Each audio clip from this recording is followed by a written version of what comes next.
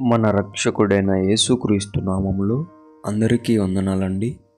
ఈరోజు దేవుని మాటలు దానియేలు గ్రంథము 6వ అధ్యాయము 22వ వచనము.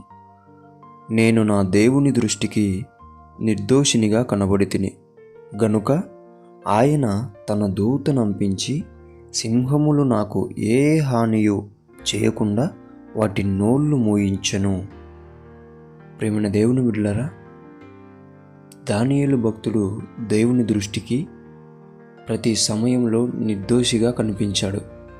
కాబట్టి సాక్షాత్తు దేవుని దూత చేత తనకి కాపుదల, రక్షణ దొరికింది.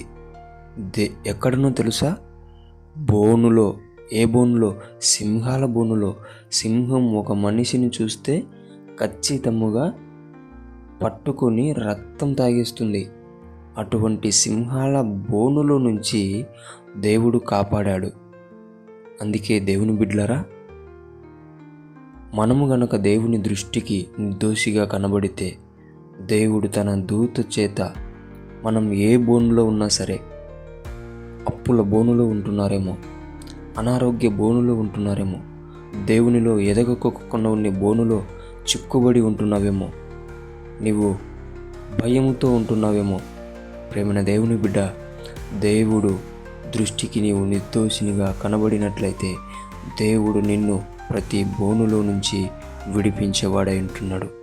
దేవుడు తన దూతను నీకు సహాయకునిగా పంపించి నిన్ను కాపాడునుగాక. ప్రార్థిద్దాం. యేసయ్య, మీకు వందనాలైనా.